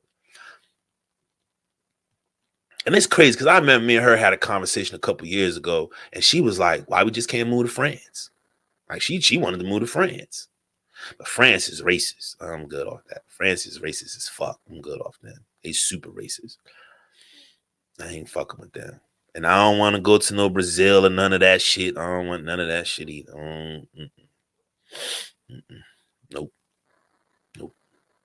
Yeah, yeah. That's yo, and it's crazy because that's what my wife was telling me in the car the other day. Her mom was telling her about how they kidnapping people and shit. Word is, but that's crazy. You said that, Buster Free. That's the conversation we just had the other day.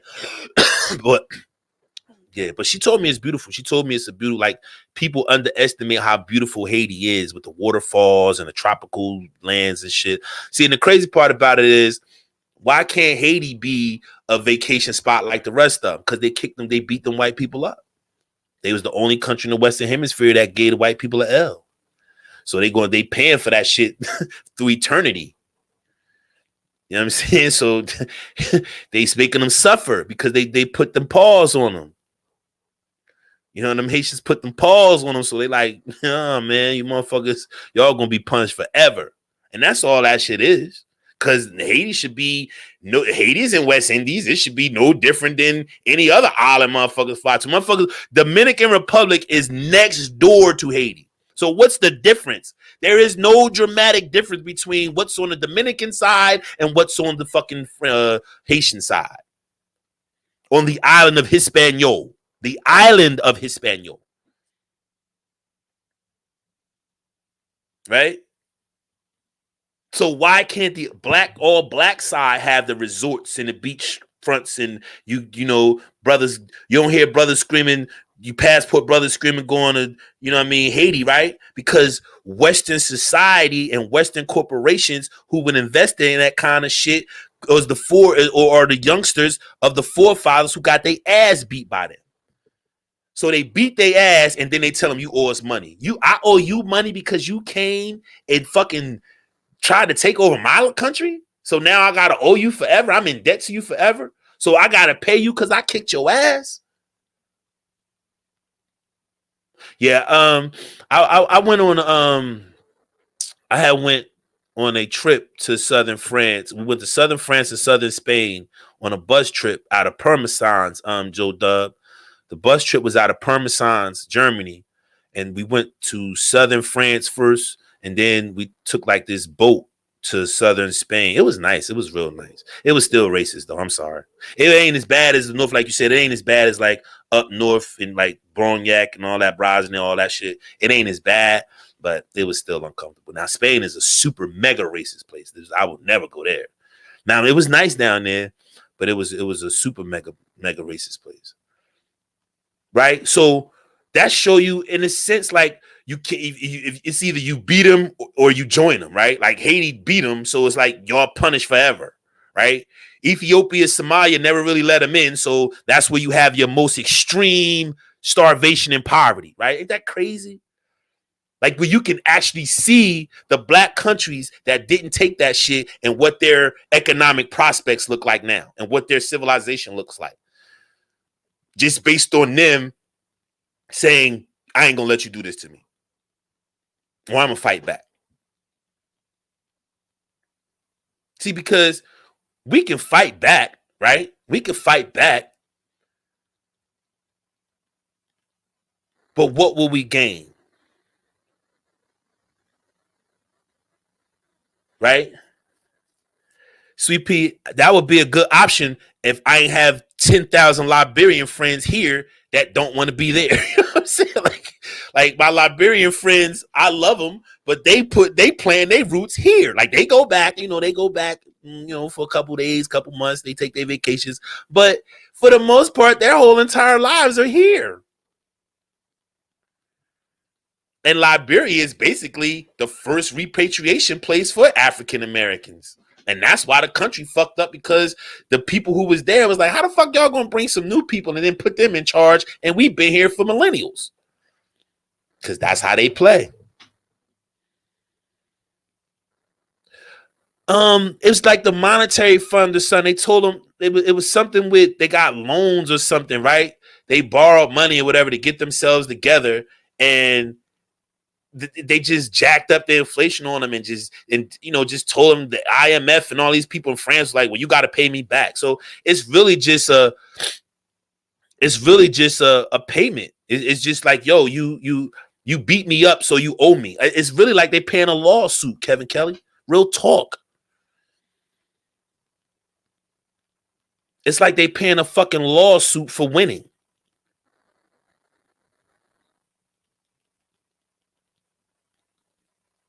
You know what I'm saying? So it's strange in the sense that nobody addresses those things, but it's a wink and a nod understanding.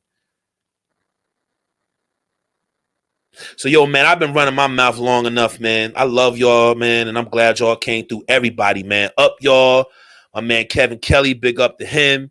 You know what I'm saying? Joe Dub, Triple OG, SPD, I love you. Buster Free, man, thanks for coming through, man. That's huge. Buster Free, my Triple OG, you know what I'm saying? God Body, my man Jay, thanks for coming through. My man Dwayne's always my brother, always. Yeti Black in the building. Yeti Black in the building. Penny Sparks, you know what I'm saying? Miss FedEx, the class president, you know what I'm saying? I appreciate all y'all. My EP, Antea, for coming through. My brother Aries, for keeping me cool and calm in other spaces. My man Baller X, good looking out, bro, for coming through, my G. I really appreciate that, man. Up, y'all. And I even appreciate the haters coming through. Thanks, haters. Thanks for coming through and hollering at your boy. That's all right. That's all right. I ain't got no problem with the haters coming through. You know what I'm saying? I got smoke for y'all, too. So, yo, man, this y'all man AC, man. Y'all know y'all boy need y'all to do the 3 things, man. 1, love yourself. 2, love those around you. 3, be safe. It's your mans. I'm out. Peace.